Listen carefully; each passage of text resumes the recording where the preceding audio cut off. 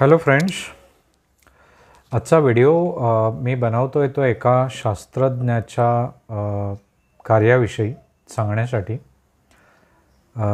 कारण ह्या प्रतिभावंत शास्त्रज्ञाचं निधन 1-2 दिवसांपूर्वी म्हणजे 8 एप्रिलला झालेलं आहे. आणि विशेष म्हणजे त्यांनी लावलेला जो शोध आहे तो गेल्या दशकभरामधला विज्ञानातला किंवा भौतिकशास्त्रामधला सगळ्यात श्रेष्ठ शोध आहे किंवा गाजलेला शोध आहे असं म्हणायला हरकत नाही आहे. आणि अशा प्रतिभावंत शास्त्रज्ञाची थोडीशी ओळख मराठी माणसांना व्हावी म्हणून हा मी व्हिडिओ बनवतो आहे. त्यांच्याविषयी लिहिलेली काही आर्टिकल्स जी आहेत वेगळ्या वेगळ्या पेपरमधून ती मी बऱ्यापैकी ठीकठाक मराठीमध्ये ट्रान्सलेट करून काही टिपणं मी काढलेले आहेत, नोट्स काढलेले आहेत. ते मी तुम्हाला इथे वाचून दाखवण्याचा प्रयत्न करतो म्हणजे तुम्हाला त्यांच्याविषयी थोडीशी इन्फॉर्मेशन मिळेल. या शास्त्रज्ञाचं नाव आहे पीटर हिग्स. मूळचे इंग्लंडमधल्या एडिनबरा युनिव्हर्सिटीमधले शास्त्रज्ञ आहे. ते थिअरॉटिकल फिजिसिस्ट होते ते. आणि हिग्स बोसॉन नावाची संकल्पना त्यांनी 60व्या दशकामध्ये शोधून काढली होती किंवा त्याच्यावर शोध निबंध लिहिला होता. आणि जवळजवळ 1912पर्यंत त्यांनी लावलेला हा शोध किंवा त्यांनी मांडलेली ही जी संकल्पना जी आहे ती एक थिअरी म्हणूनच होती. पण 2012च्या आसपास जेव्हा जगप्रसिद्ध अशा स्वित्झर्लंडच्या सर्न लॅबॉरेटरीमध्ये किंवा प्रयोगशाळेमध्ये हॅड्रॉन कोलायडरचा वापर करून हिग्स बोसॉनचं अस्तित्व सिद्ध करण्यात आलं तेव्हा पीटर हिग्स खूप प्रसिद्धीच्या झोतात आले आणि त्याच्यासाठी त्यांना नोबेल प्राईजसुद्धा मिळालं होतं. तर या प्रतिभावंत शास्त्रज्ञाची थोडक्यात ओळख म्हणजे त्यांच्या वैयक्तिक जीवनाविषयी वगैरे अशी आणि त्यांच्या कार्याविषयी थोडीशी ओळख आपण क्विकली करून घेणार आहोत.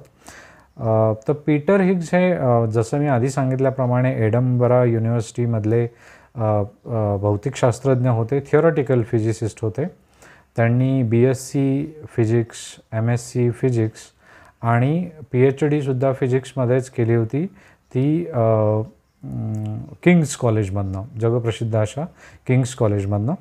आणि त्यांनी जे संशोधन कार्य केले ते पूर्णतः थिअरॉटिकल फिजिक्समध्येच होतं. तर त्यांची ओळख विशेषत्वानं करून घेतली पाहिजे कारण गॉड पार्टिकल हा सर्वसामान्य भाषेमध्ये नावाजलेला जो पार्टिकल आहे किंवा कण आहे, ह्या गॉड पार्टिकलचा शोध किंवा खरं तर संकल्पना त्यांनी मांडली होती. गॉड पार्टिकल म्हणजे असा पार्टिकल ज्याच्यामुळे ह्या विश्वाची निर्मिती झाली असावी असा कयास तेव्हाच्या तत्कालीन शास्त्रज्ञांनी मांडला होता. तोच त्यांनी थिअरॉटिकल फिजिक्समधनं आपल्या शोधनिबंधामधनं किंवा थेसिसमधनं त्यांनी लिहिला होता. तो पुढे जाऊन ह्या शतकामध्ये सिद्ध झाला आणि त्यांना नोबेल प्राईज मिळाला होता. तर गॉड पार्टिकल ही काय संकल्पना आहे तर मुळात जे सब ॲटॉमिक पार्टिकल्स असतात अणूच्या केंद्रामध्ये ते सब ॲटॉमिक पार्टिकल एकतर फर्मियॉन्स असतात किंवा बोसॉन्स असतात. तर आपल्यापैकी काही जणांना माहिती असेल की एक भारतीय फिजिसिस्ट होते, थिअरॉटिकल फिजिसिस्ट सत्येंद्रनाथ बोस यांनी 1920च्या आसपास बोसॉनची संकल्पना मांडली होती. मुळात एक असा पार्टिकल जो सब ॲटॉमिक पार्टिकल आहे आणि तो त्याचं अस्तित्व अतिशय एसेन्शियल आहे. पण त्यांनी मांडलेली जी संकल्पना किंवा त्यांनी लिहिलेला पेपर फारसा कोणी तेव्हा लक्षात घेतला नव्हता. तो तेव्हा त्यांनी आईन्स्टाईनला दिला होता. आईन्स्टाईननी त्यांच्या पेपरचं महत्त्व किंवा त्यांच्या संकल्पनेचं महत्त्व लक्षात घेऊन तो स्वतःच्या खर्चाने प्रसिद्ध केला होता. आणि ते जे मूलभूत कण आहेत सब ॲटॉमिक पार्टिकल्स जे सत्येंद्रनाथ बोस यांनी प्रेडिक्ट केले होते, त्यांनी सत्येंद्रनाथ बोस यांच्या आडनावावरनं आईन्स्टाईननी त्या पार्टिकल्सना बोसॉन्स असं नाव दिलं होतं.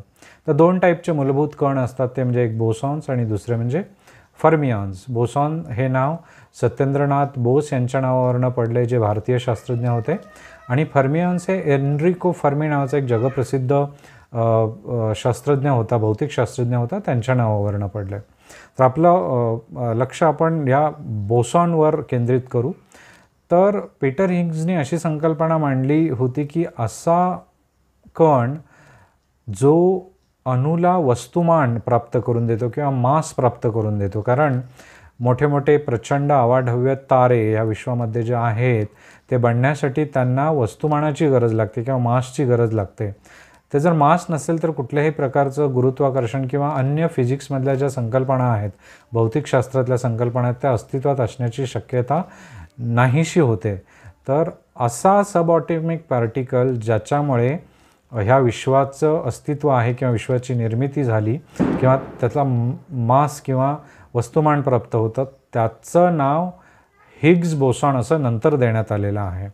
तर थोडक्यात ती संकल्पना आपण क्विकली समजून घेऊ.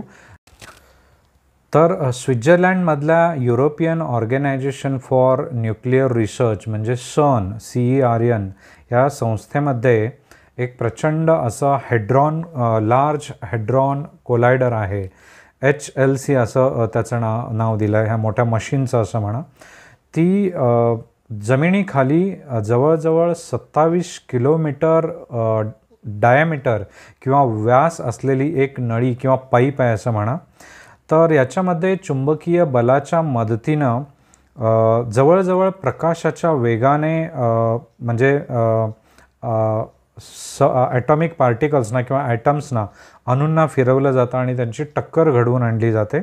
तर 2012मध्ये ह्या LHC लार्ज हेड्रॉन कोलायडरमध्ये जी अणूंची टक्कर घडवून आणण्यात आली, त्याच्यामध्ये त्यांना हिग्स बोसॉनचं अस्तित्व त्यांना सापडलं बेसिकली. आणि पीटर हिग्स यांनी जवळजवळ 50 वर्षांपूर्वी जो मांडलेला सिद्धांत आहे तो सप्रमाण सिद्ध झाला. ह्या सप्रमाण सिद्ध झालेल्या हिग्स बोसॉन जी पत्रकार परिषद भरवली होती, तेव्हा पीटर हिग्स यांनासुद्धा बोलवण्यात आलं होतं. तेव्हा योगायोगाने महान शास्त्रज्ञ स्टीफन हॉकिंग हे सुद्धा जिवंत होते. त्यांनी म्हटलं होतं की पीटर हिग्स यांना नोबेल प्राईज मिळायला हवं, कारण त्यांचा शोध जो आहे तो अतिशय बहुमूल्य आहे आणि ऑफकोर्स त्यांना त्याच्यासाठी नोबेल प्राईजसुद्धा दिलं गेलेलं आहे. तर गॉड पार्टिकल हे असं नाव जे दिलं आहे, ते गॉड पार्टिकल नाव दिलेलं बऱ्याचशा शास्त्रज्ञांना रुचलं नव्हतं, कारण शास्त्रज्ञ हे सद्सद विवेक बुद्धी आणि प्रत्यक्ष प्रमाण मांडणारे असतात.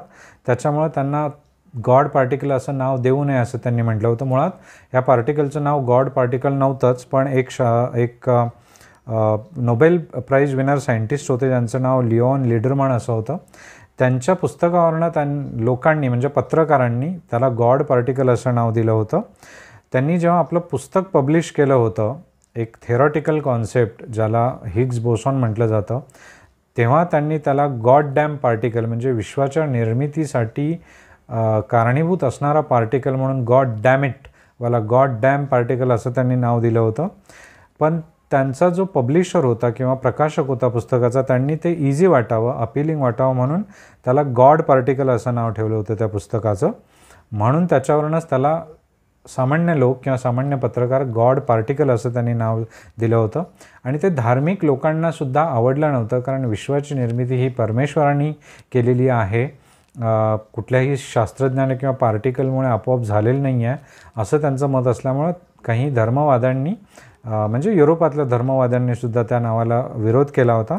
पण जेव्हा हा गॉड पार्टिकल किंवा हिग्स बोसॉन सप्रमाण सिद्ध झाला, तेव्हा त्याचं नाव हिग्स बोसॉन असं दिलं गेलं.